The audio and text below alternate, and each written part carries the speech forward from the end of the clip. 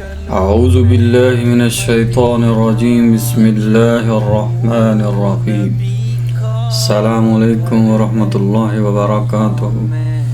محترم ناظرین، آج ہم اس ویڈیو میں رسول پاک صلی اللہ علیہ وسلم کے مختلف اقوال کوٹس پیش کریں گے۔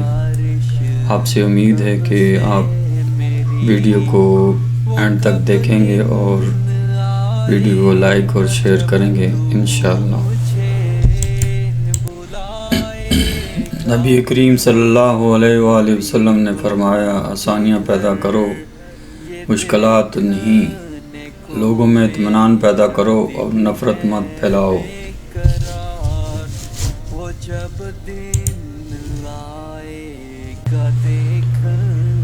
نبی کریم صلی اللہ علیہ وآلہ وسلم نے فرمایا، بہترین اخلاق یہ ہے کہ جو تم سے تعلق توڑے تم اس سے جوڑو، جو تمہیں محروم کرے اس کو عطا کرو اور جو تم پر ظلم کرے اسے معاف کر دو۔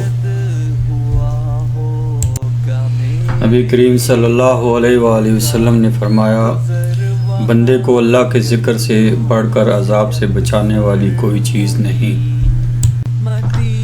حضرت انس رضی اللہ تعالیٰ عنہ فرماتے ہیں کہ رسول اللہ صلی اللہ علیہ وسلم نے مجھے 5 باتوں کی وصیت فرمائی۔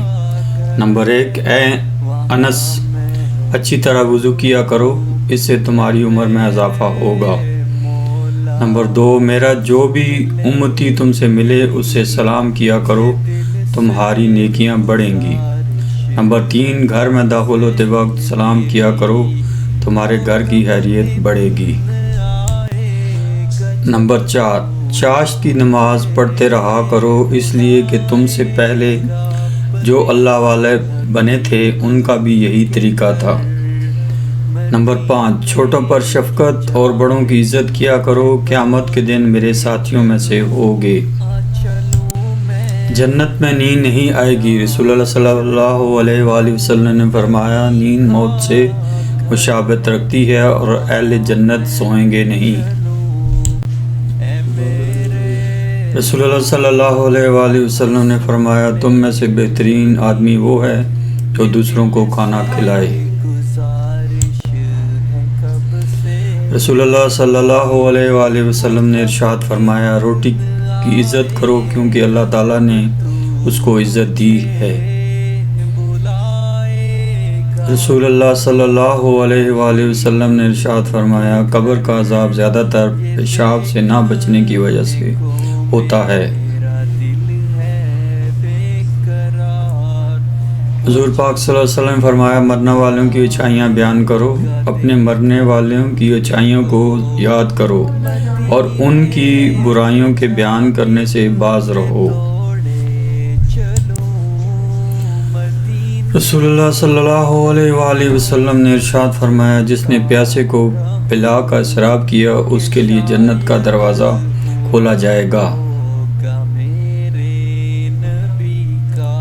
پیارے نبی کا ارشاد ہے کہ تو وضو کامل کر، تیری عمر میں زیادتی ہوگی۔